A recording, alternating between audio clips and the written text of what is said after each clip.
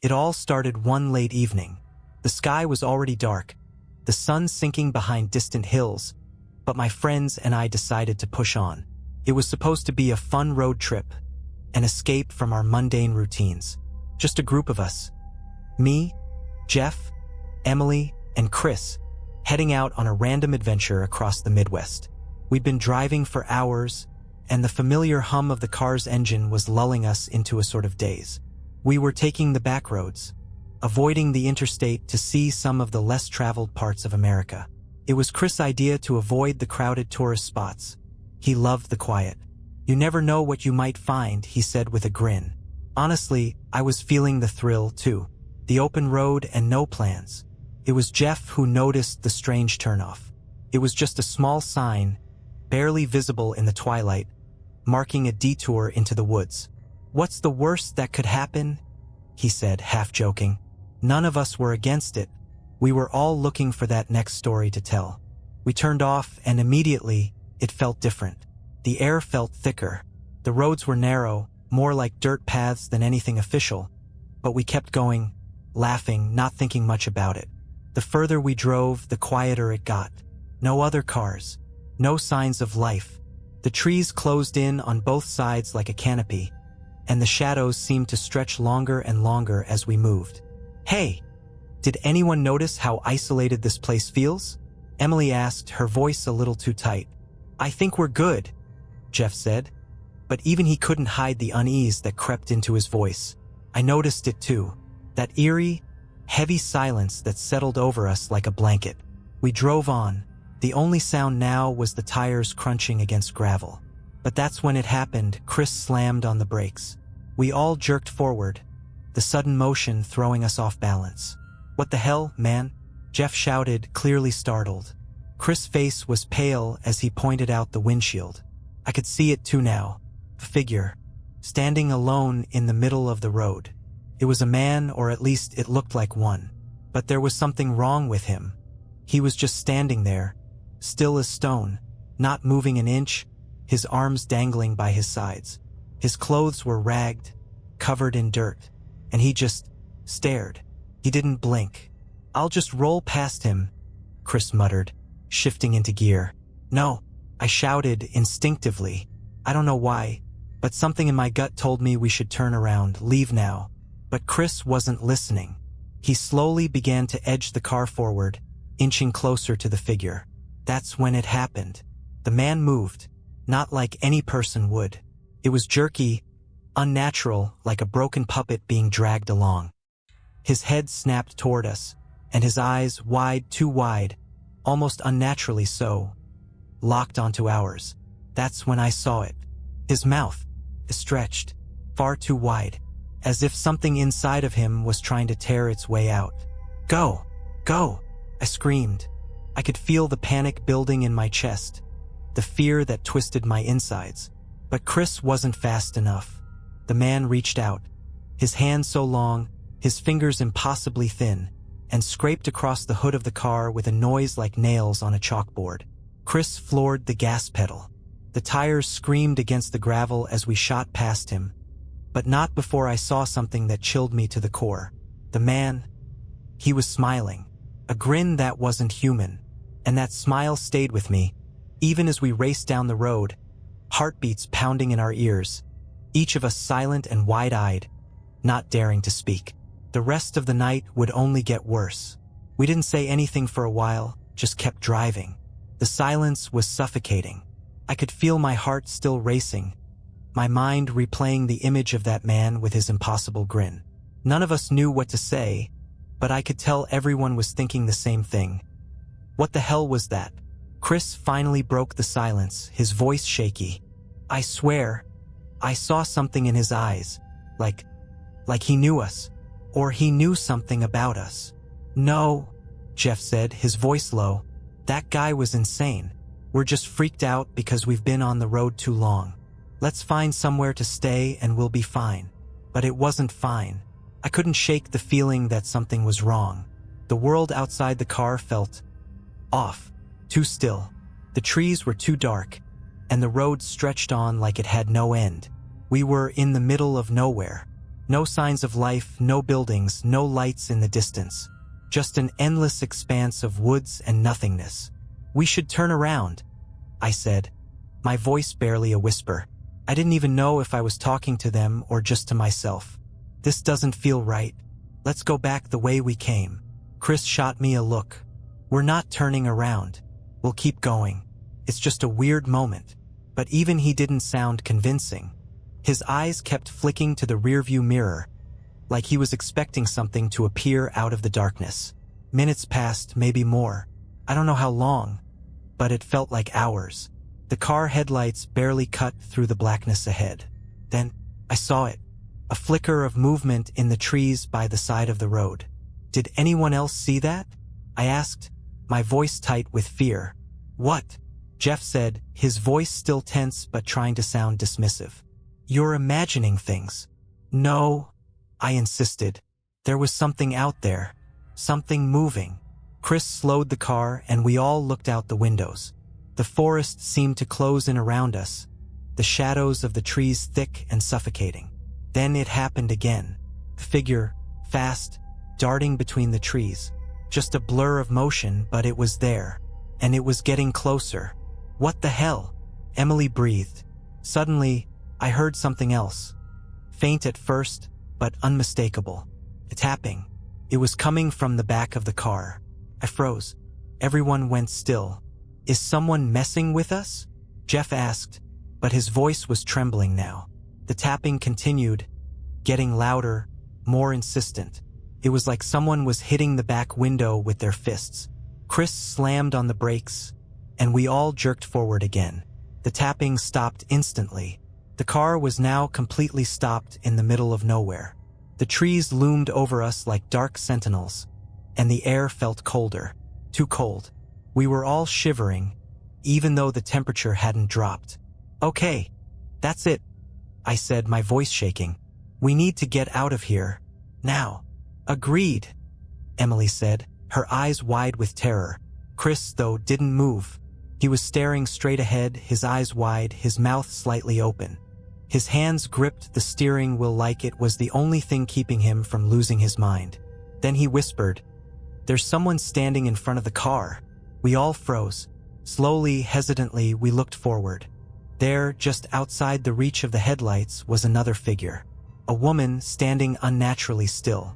Her long, dark hair hung over her face, obscuring her features.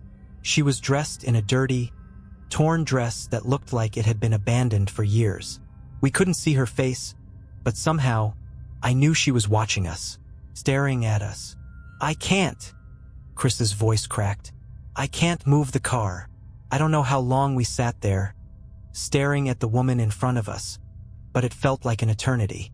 The air was thick, suffocating. The silence, unbearable. Then suddenly the woman's head snapped up. Her face was wrong. Her eyes were wide open, but they weren't human. They were black, all black, and her mouth was stretched too wide, just like the man from earlier, but worse, like something was going to crawl out of her skin. Without warning, she stepped forward. "Go!" I screamed. "Now!" Chris slammed the gas pedal, and the car lurched forward, barreling past the woman as we heard the sound of something scraping along the roof of the car. The whole vehicle shuddered with the impact. We didn't stop. We didn't look back. But we all felt it. The weight of her eyes on us, her smile, and the unsettling certainty that whatever had been following us was not going to let us go. And in that moment we realized we were no longer on the road we started on. We had crossed into something else, something that didn't want us to leave. We drove for what felt like hours, but the landscape outside didn't change. The trees on either side were too dark, too dense, and the road seemed to stretch endlessly into the unknown. No signs, no markers, no direction. I couldn't even tell which way we were heading anymore. My mind was racing, and the panic in my chest had only grown since we saw that woman. Chris was gripping the steering wheel so hard his knuckles were white. Emily was curled into the corner of her seat, her eyes wide and haunted. Jeff, usually the most level-headed of us, sat staring out the window, his mouth moving as if he were trying to say something but couldn't. I kept glancing nervously at the rearview mirror, half expecting to see something following us. I couldn't shake the feeling that something was out there, lurking in the darkness, watching us. That's when I saw it. A figure standing motionless in the distance, just barely visible in the dim light. "Chris," I said, my voice low and trembling. "Look." He turned his head, his eyes locking on the figure. It wasn't the woman from earlier. This was a man standing in the middle of the road, just like the first one. He was tall, thin, and his arms hung unnaturally long by his sides. His face was obscured by shadow, but I could feel his gaze on us. Cold, unblinking. "Just keep driving," I said, my voice barely above a whisper. But even I could tell it was no use. Something in me knew that this wasn't just another person. This was something else. Something that shouldn't be here. Chris's foot hovered over the gas pedal, but he couldn't make himself move. It was as if some force was holding us in place. The world outside was eerily still. No wind, no sound, just that figure staring at us. Then, out of nowhere, the figure took a step forward, and that's when it happened. The car's engine sputtered. It stopped. Completely. "What the hell?" Jeff shouted, his voice rising in panic. I tried to turn to Chris. Start it. Start it." But Chris was already trying, desperately twisting the key, but nothing. The engine was dead, completely unresponsive. And that's when I heard it. A low, guttural growl from somewhere beyond the trees, just out of sight. It wasn't an animal. It wasn't a human. It was something else. Something that made my blood run cold. "We're not alone," Emily whispered, her voice shaky. "We need to get out of here. Now."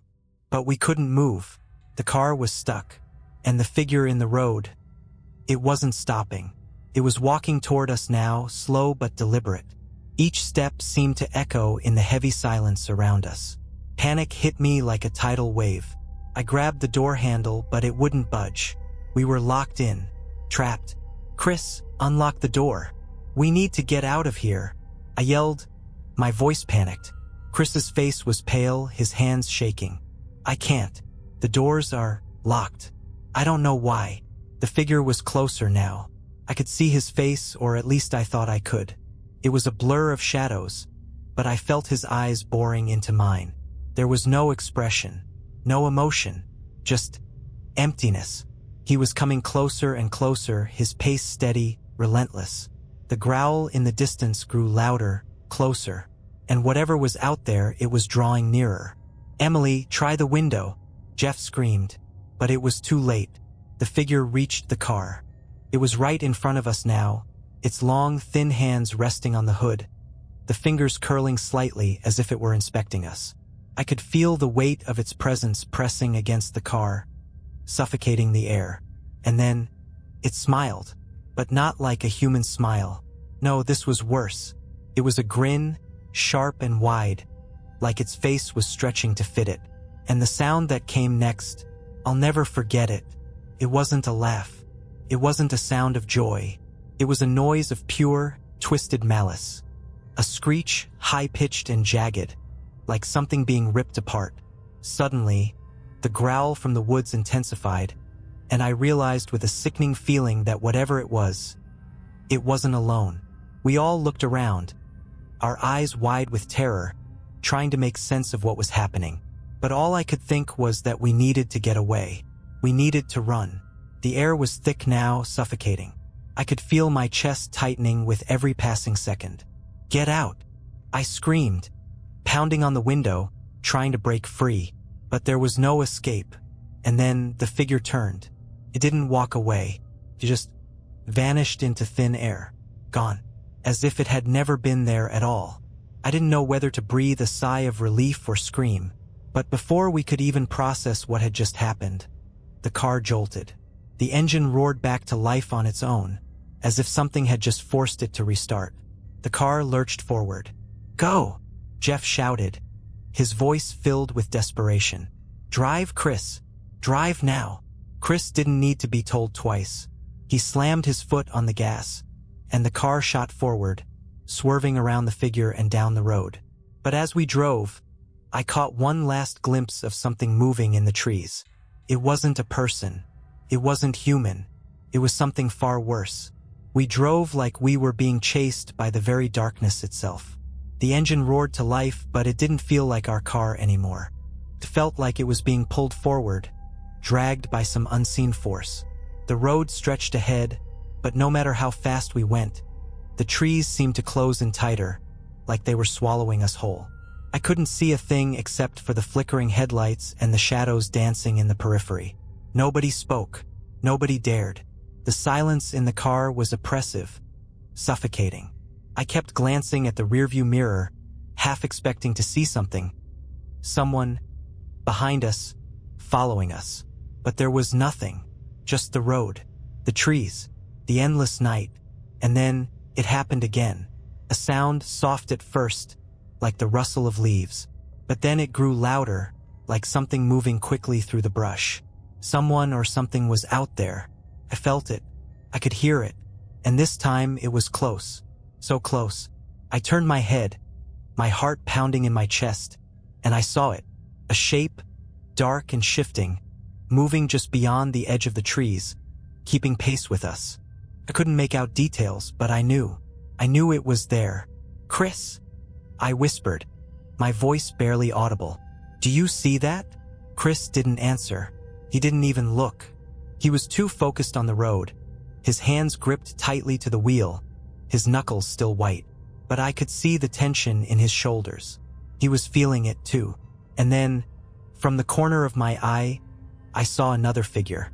A flash of movement, just ahead, darting between the trees. A man? A woman? Couldn't tell. But it was there, watching. "It's following us." Jeff's voice was low, terrified. "We need to get out of here." But where? The road kept winding, no end in sight, and the further we went, the more I felt like we were trapped in a loop. It didn't matter how fast we drove. The figures never stopped appearing. They kept emerging from the trees, each one darker, more twisted than the last, like something was pulling them from the depths of the woods. It felt like the forest itself was alive, like it was hungry. I was about to speak up, to suggest we stop and try to get out, when suddenly the car jerked. It was like something had slammed into us from the side. "What the hell?" Chris shouted, fighting to keep control of the wheel as the car swerved violently. I turned to look out the side window, and that's when I saw it. A face, a pale, twisted face, pressed right against the glass. I could see the features. Sunken eyes, mouth agape, teeth sharp and jagged, grinning at us like it was enjoying our fear. Its skin was so white, it almost glowed in the dark, and its hands, its long, gnarled fingers were scratching at the window, desperate to get in. I screamed, "Get away from us!" I screamed, but the thing didn't move. It stayed there, staring through the glass, its grin widening. Chris swerved again, slamming the car into the gravel.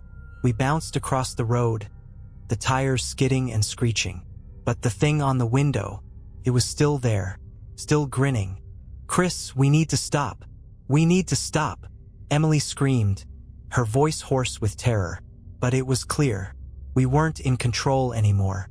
We finally regained control, and the car lurched back onto the road. But the creature? It was gone. Or at least I thought it was. But as we sped forward, I couldn't shake the feeling that something else was with us. Suddenly, the car's lights flickered. Once, twice, and then the road ahead disappeared. The headlights hit a thick, impenetrable blackness. It was like driving into a void. Where the hell did the road go? Chris gasped, his voice trembling. And then it happened. The car stopped again, like it was being forced to stop. But this time, it wasn't the engine. No, this time the car was being pulled. I looked to the side, and my breath caught in my throat. The trees were moving. No, not moving. They were closing in, leaning toward us, their branches stretching long like fingers reaching out. They weren't just part of the forest anymore. They were part of something else. I felt a cold chill run down my spine. I looked out the back window, and I swear, I saw those figures again. They were no longer in the distance. They were right there, almost within reach, standing just outside the car, their eyes glowing, those twisted smiles still etched on their faces. We were surrounded.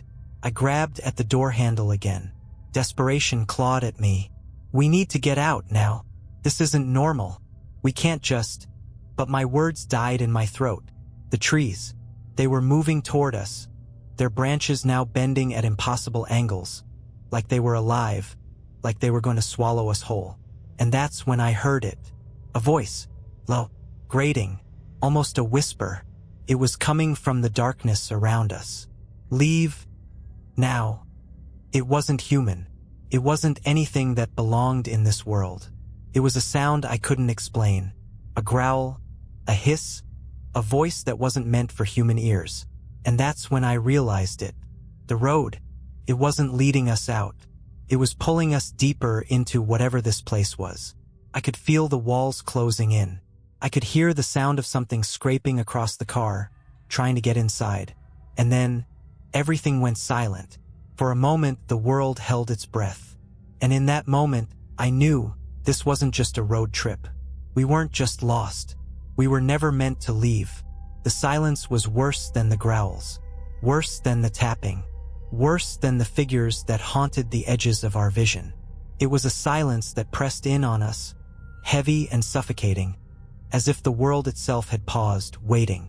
Couldn't breathe, couldn't think. My heart was hammering in my chest, and every instinct in me screamed to run, but the car felt like it was glued to the spot, trapped in the grip of something far darker than anything we'd ever encountered. Chris sat frozen at the wheel, his eyes wide, scanning the shadows around us. Emily was holding onto the seat, her knuckles white, tears streaming down her face. Jeff, too, was staring out of the window, but his expression had turned blank. I could see it in his eyes, the hopelessness, the terror that we might not get out of this. And then, slowly, almost imperceptibly, I saw it. In the distance, through the trees, there was a light. A faint, flickering glow, barely visible, but there nonetheless. It was too far off to make out what it was, but in that moment, it felt like a beacon. The first sign of something real, something human. Do you see that? I whispered, barely daring to speak. Jeff turned to look, his expression a mix of fear and hope. A light, he murmured. It's something. Should we go towards it? Emily's voice was fragile, but there was a desperation there too. I nodded, even though every part of me screamed to turn around, to get out of the car and run. But we had no choice. It was the only option. Chris's hand shook as he shifted the car into gear. We moved slowly at first, creeping forward, trying to make out the light, but as we neared it, something else became apparent. It wasn't a building. It wasn't a town. It was a clearing, a small patch of open ground, surrounded by trees, where the light seemed to come from nowhere. A soft, pale glow that illuminated the area like a ghostly halo. We stopped at the edge of the clearing, the car's headlights cutting through the shadows, revealing nothing but empty space. Is that it? Jeff asked, his voice tinged with disbelief. I couldn't answer. The air around us had changed, felt heavier, colder, like something was watching us. I glanced back through the rearview mirror, and that's when I saw it. Something was moving in the trees, figure tall, looming. It wasn't one of the creatures we'd seen before. This one was different. It had no face, just a dark, empty space where a face should be. And it was slowly moving toward us, its long limbs moving unnaturally, jerking and twitching like a marionette controlled by invisible strings. Before I could say anything, a shrill, bone-chilling screech tore through the air. My blood froze. The sound was almost human, but not quite, like a person screaming, but distorted, broken. It came from the clearing, but there was nothing there. Nothing but shadows and the faint glow. The figure in the trees moved faster now, closer, its long arms stretching toward the car. Its body was now surrounded by tendrils of black smoke that swirled around it like a cloak. It was too fast, too wrong. We need to go, I shouted, my voice rising in panic. Chris slammed the gas pedal, and the car shot forward, but the clearing, it wasn't empty anymore. It was as if the ground itself had risen, a thick, black mist curling from the earth, wrapping itself around the tires. "No, no," Chris screamed, the car jerking violently as if trying to break free from the grip of something unseen. And then, in the blink of an eye, everything shifted. The road, the trees, the car, it all vanished. We were no longer on the road. We were somewhere else. The trees had disappeared. The clearing was gone. The headlights flickered out, leaving us in complete darkness. I could hear my own breathing, ragged and frantic, but there was no sound around us. No sign of life, only the suffocating silence that seemed to stretch on forever. And then, a whisper. It was so faint at first, I thought I imagined it. "Leave, before it's too late." The voice came from everywhere and nowhere at once. It wasn't human. It wasn't anything I had ever heard before. It felt like it was inside my head, like it was whispering directly to my soul. The car's headlights flickered back on, and I gasped in horror. We were surrounded. Figures, dozens of them standing in a perfect circle around the car. Their faces were featureless, their eyes hollow, their mouths wide open as if they were waiting to scream. But no sound came. They just stared, their dark, empty eyes locked onto us, unmoving. The air was thick with the smell of decay, like something long dead. The trees, the forest, everything was wrong. And yet, we were trapped in the center of it, unable to move, unable to escape. "Please, just let us go," Emily whispered, her voice breaking. But the figures didn't move. They didn't speak. And then the ground trembled, slowly at first, but growing stronger, until the car was shaking violently. The sky above us turned a deep, unnatural black, and the air grew colder. So cold. "Chris," I screamed. "Do something." But Chris wasn't in the driver's seat anymore. I turned to look. He was gone. And in his place, one of the figures. It was wearing his face. No, it wasn't his face. It was wrong. His eyes were wide open, but there was nothing behind them, just black voids. His mouth stretched unnaturally wide, and the smile was the same one we had seen before. Couldn't breathe. Couldn't think. I was suffocating. The car shook harder, and the figures closed in around us, their movements jerky and wrong, as if they were drawn by invisible strings. And that's when I understood. There was no road. There was no escape. We had crossed over into their world, and we were never meant to leave. I felt the chill of something cold, creeping, like fingers brushing against my skin. I couldn't move. The air felt like it was closing in on me, pressing down, suffocating me. I turned to Emily, my voice barely a whisper. "What do we do? What do we do?" Her face was pale, her eyes wide with terror, but there was nothing in her expression but helplessness. "I don't know," she said, shaking. "I don't know how to get out of here." The figures, those twisted, featureless beings, were slowly stepping forward, their movements jerking and unnatural, their hands outstretched. They were closing in on us. No one spoke. No one dared move. As the air grew colder still, the blackness around us more suffocating. I glanced around the car, feeling my pulse race. My mind was screaming at me to find some way out, some escape, but there was no escape. Not from this, not from whatever we had stumbled into. Then that same voice returned, the one we'd heard earlier, the whispering voice that chilled my blood. It wasn't just a whisper anymore. It was inside my head, loud and clear, as if it was speaking directly to me. "Leave, while you still can." I jerked back, my breath catching in my throat. But the voice didn't stop. It grew louder, more insistent. "Leave. Leave now before it's too late. Before you become part of them." I could feel the weight of those words pressing against my chest. I didn't know who or what was speaking, but I knew one thing for certain. We had to leave. We had to do something. I turned to Emily, her face pale in the dim light. "Do you hear that? The voice." She nodded, her eyes wide with fear. "Yes, I think it's telling us to leave. But where can we go?" The figures were closer now. Their presence felt like a suffocating weight, a tangible force pressing down on us, like we were standing on the edge of some abyss. But through the crushing fear, something inside me sparked. A strange sense of urgency, an overwhelming need to move, to escape whatever dark force had trapped us here. I slammed my hands on the steering wheel, the sound echoing through the car. "Chris!" I yelled, my voice hoarse. "Where the hell are you?" There was no answer, no sign of Chris, only the twisted version of him in the driver's seat, smiling that impossible smile.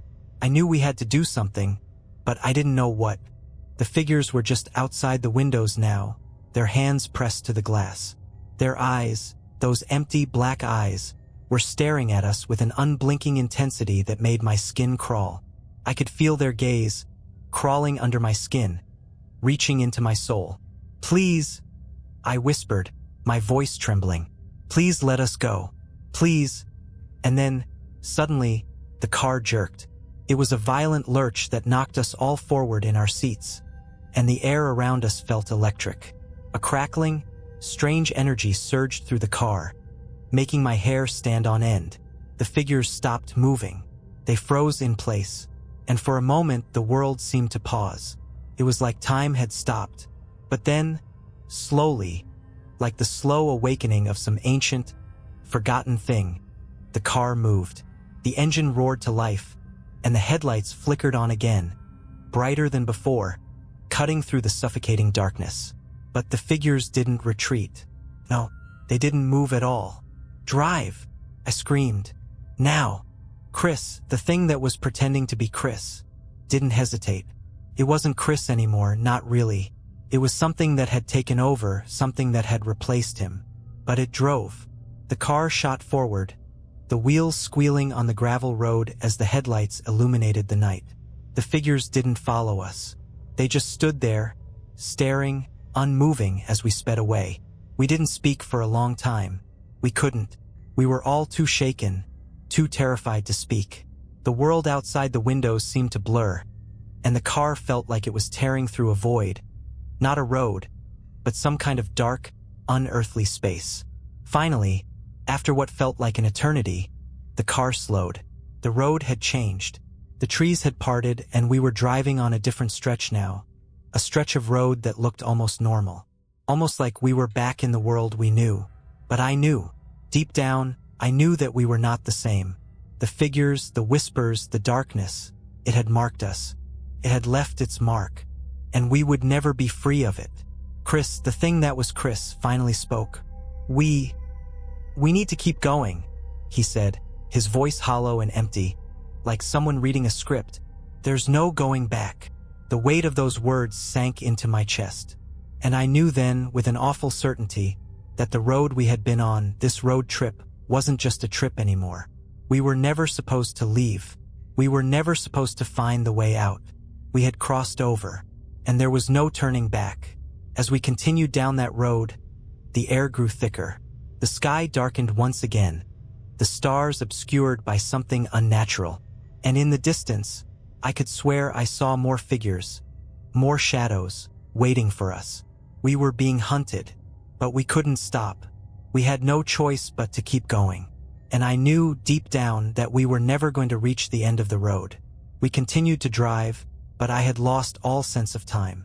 The road stretched ahead, twisting and turning like a dark serpent, winding through trees that now seemed more like looming sentinels, their branches reaching out to grasp us, pull us into the depths of whatever nightmare we had stumbled into. Chris, the thing in Chris's body, kept his hands firmly on the wheel, but I could see the emptiness in his eyes. He wasn't Chris anymore. Not really. He was something else, something that had taken over, wearing his face like a mask. He hadn't spoken since the car had started moving again, and none of us dared to address him. There was nothing human left in him. Emily sat next to me, her hands shaking, her face pale. Jeff was silent on the other side of the car, his eyes darting nervously from the window to the rearview mirror.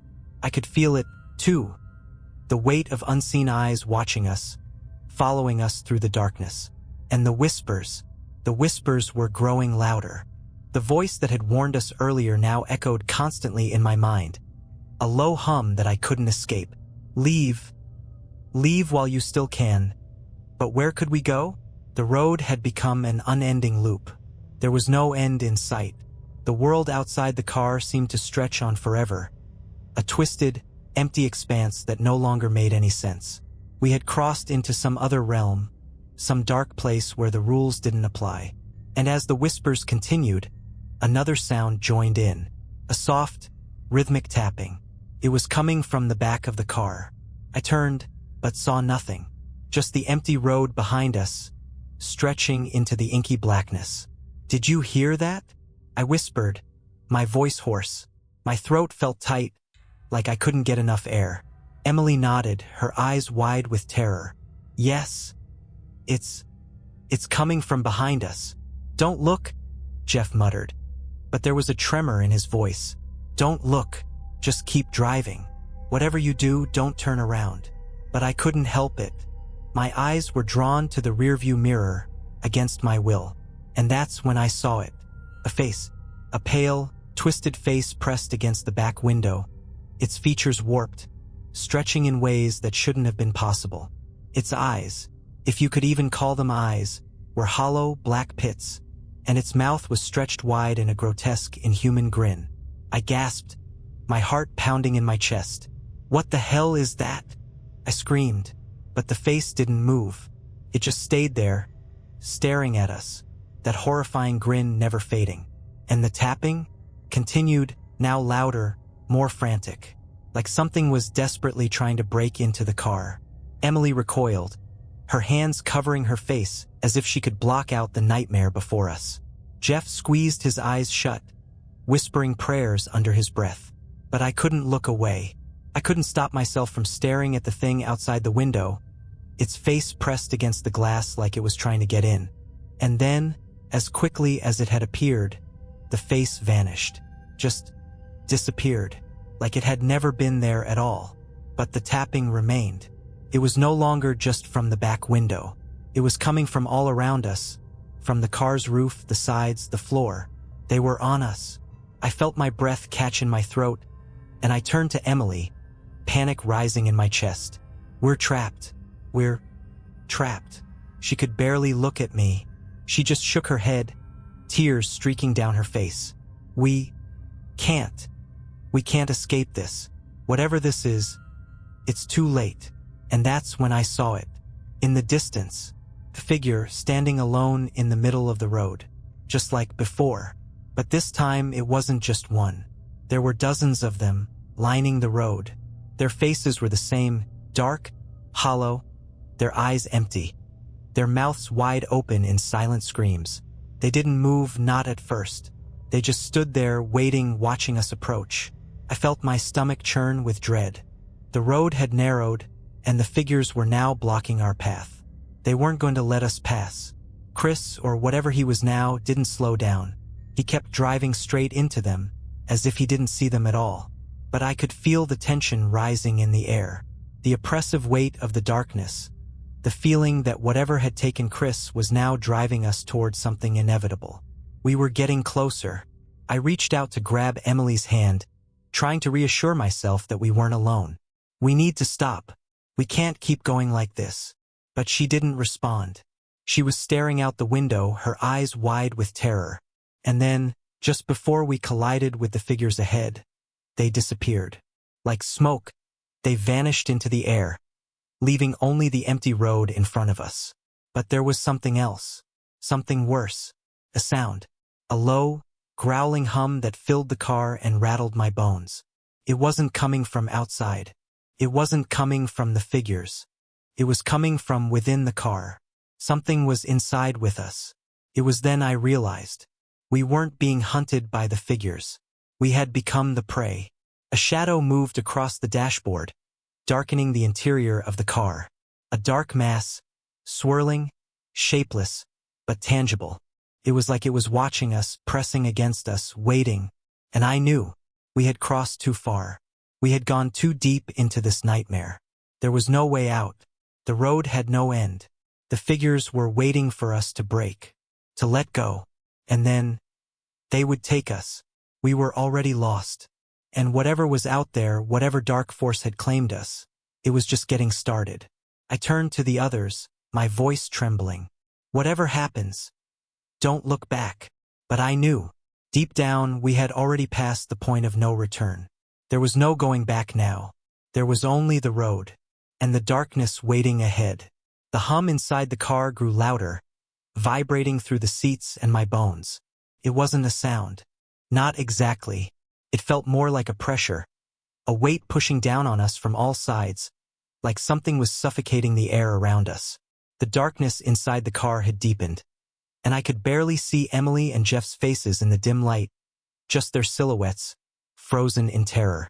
Chris, or what had once been Chris, was still driving, his hands on the wheel, his expression vacant. There was no emotion behind his eyes, just emptiness. His lips were slightly parted, as though he was waiting for something to happen. But what was he waiting for?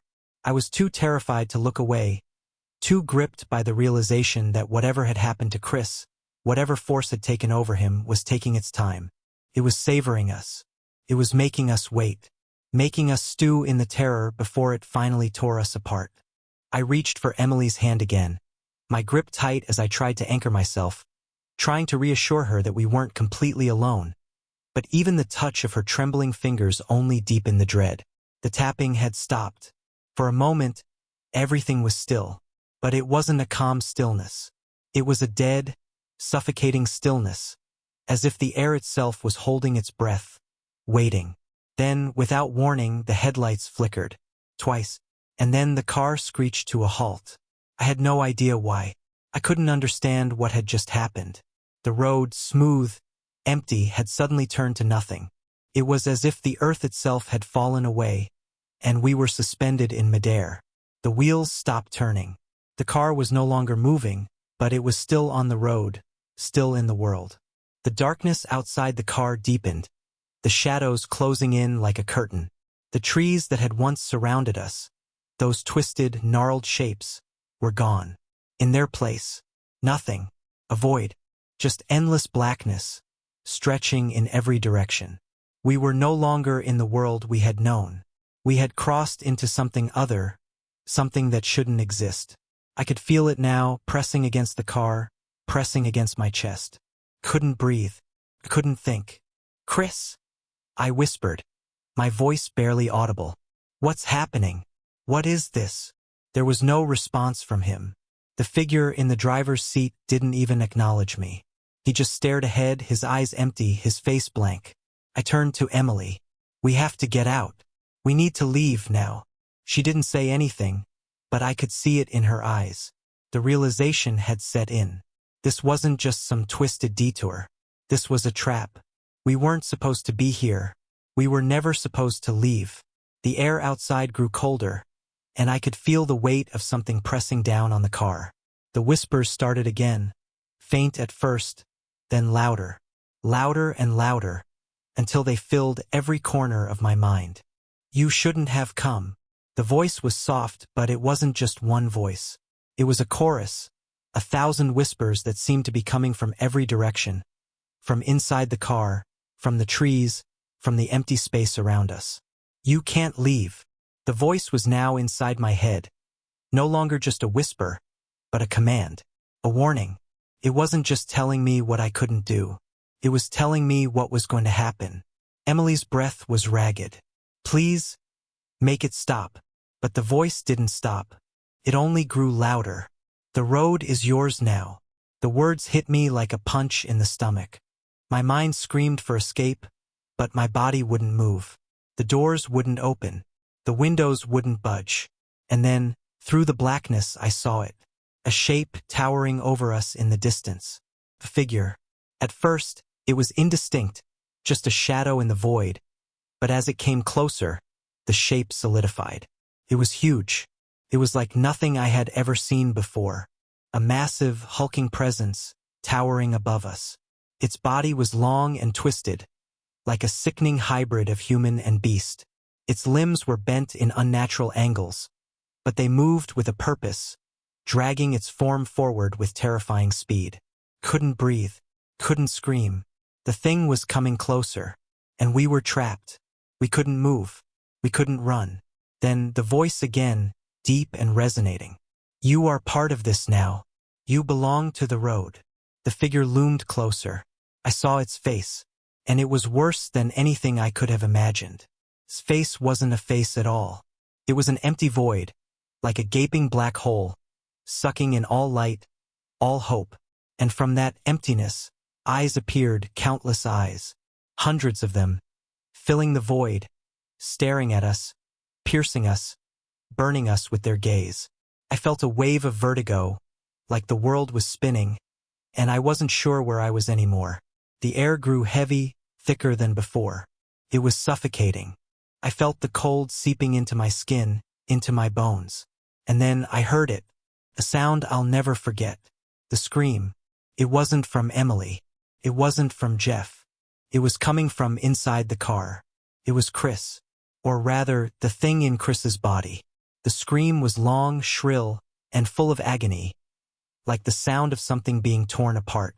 It echoed in the confined space of the car, reverberating in my skull. And then it stopped abruptly. Chris's body fell limp at the wheel. The darkness outside the car closed in. The whispers became a roar. And then the figure reached the car. I realized too late. The road had never been a way out. The road was the trap. And we were the bait. The end was here. And there was nowhere left to run. The car trembled under the weight of the presence that surrounded it. The figure, the thing, loomed above us, casting an impossibly long shadow that stretched across the ground and reached into the car. It was as though the very fabric of reality had been torn open, and whatever nightmare had taken shape in the void had now taken hold of us. Chris's body, his shell really, was lifeless at the wheel, his eyes vacant, staring straight ahead. Emily, Jeff, and I were frozen in place, barely daring to breathe, too terrified to even look at one another. The car was silent, save for the growing hum, the oppressive vibration that filled the air, as though the entire world around us was vibrating to some unholy rhythm. Then the voice came again. The whispers, now no longer whispers but a deep, guttural sound, filled my mind, crawling over my thoughts like 100 cold hands. You've come too far to turn back now. The words seemed to come from everywhere, from within the very core of the car, from the dark figure outside, from the earth beneath us. They weren't just spoken aloud. They were embedded in my skull, twisting around in my brain. I felt the weight of them, pulling at me, trying to drag me into whatever horrible place this was. The thing outside began to move, slow at first, but with growing speed, its arms stretching unnaturally long, its fingers reaching toward the car. I could hear the sound of bone cracking, stretching, like the very essence of its body was defying nature itself. And with every step it took, the darkness grew, pressing in on us, swallowing the space inside the car. It was too much. The car felt smaller, like the walls were closing in. The air grew colder, biting, as if the very temperature of the world had been stolen. I could feel the cold seeping into my skin, freezing me from the inside out. You don't belong here. The voice was louder now, sharper, and I could feel its power suffusing the car, pushing against us. I could feel it pulling at my thoughts, at my very essence. I wanted to scream, to beg, to somehow make it stop, but I was paralyzed. None of us could move. The thing was here. The road was here. And then, just as suddenly, it stopped. The tapping, the relentless tapping that had been echoing all around us, stilled. The car was silent again, the world holding its breath, as if it too was waiting for something to happen, waiting for us to choose. I turned to Emily, her face pale, eyes wide with terror, and whispered, "What do we do? How do we get out of this?" She didn't answer right away. Her gaze was locked on the figure, watching it, but I could see the realization in her eyes, the same hollow look I had seen in the mirror every time I dared look at myself. We were trapped. No escape. No way out. But then, as if summoned by our collective fear, the voice came again. You must choose. It wasn't a question. It wasn't a plea. It was a command. My breath caught in my throat, my hands gripping the seat, as the words echoed through the car. I could hear them in my head, in my heart, pressing in on me. The thing outside, it was waiting for our decision. I turned to Jeff. What does it want? What choice? He shook his head, tears filling his eyes. I don't know. I don't know what it wants. And then it hit me, the terrible, suffocating realization. The road, the figures, Chris, the endless darkness. It wasn't just a prison. It wasn't just a trap. It was a game. And we were the pieces. We were part of the road now. Part of whatever this was. And the only way to get out was to give something up. I felt my stomach churn. What does it want us to give? I whispered, my voice hoarse with dread. The tapping started again. Louder. Faster. The presence outside the car was pressing in, the air growing so dense I could barely breathe. The road beneath us seemed to vibrate, like the ground was shifting, realigning itself. And then, the monster, spoke, its voice seeping into the car like thick smoke. One must stay. One must give themselves to the road. To take what you want, one must pay the price. I froze. One must stay? The realization hit me like a slap to the face. One of us had to stay. One of us had to be left behind to feed whatever dark force had taken over this place. I turned to Emily. She was looking at me, her eyes wide, pleading. But there was something else there too. Something I couldn't describe. Like she had already made a decision. We can't, I whispered, choking on the words. We can't choose who stays. We can't just leave one of us behind. But the thing didn't care. It was giving us a choice, but it wasn't a choice at all. It was a cruel trick. A demand.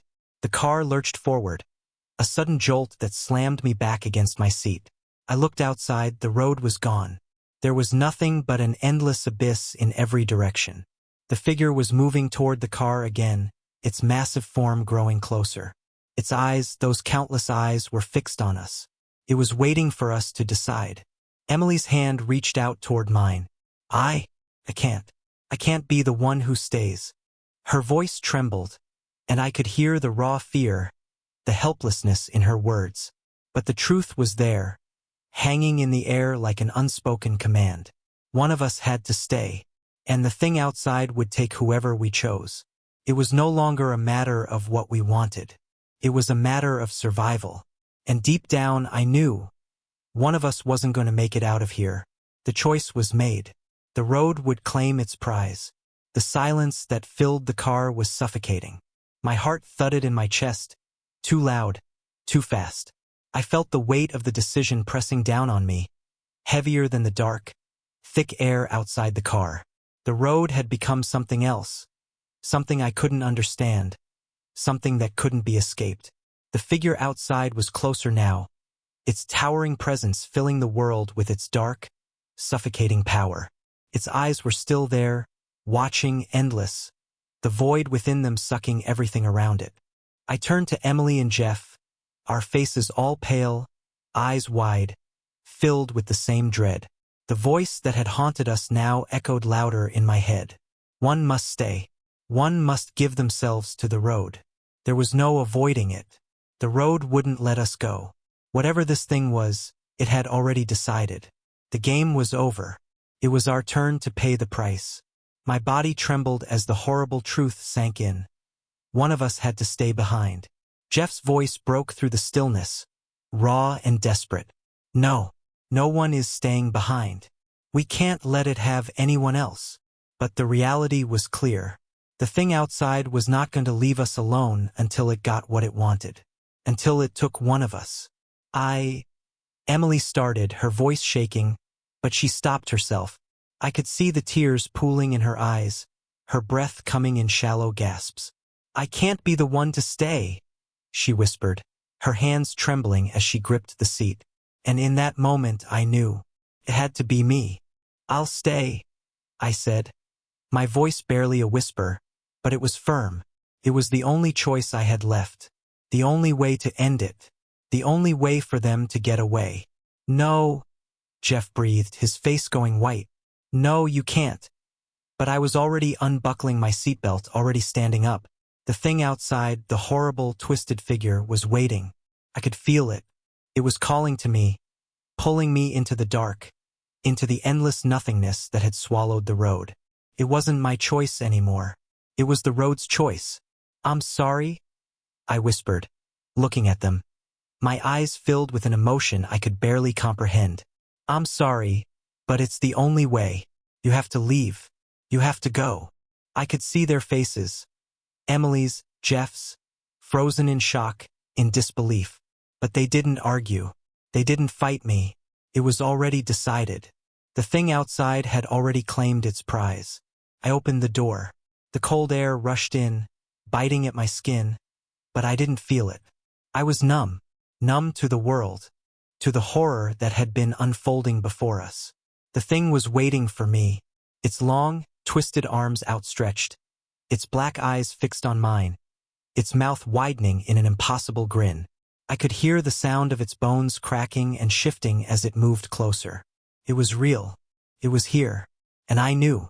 I knew that I was never meant to leave, that the moment we took that wrong turn, we sealed our fate.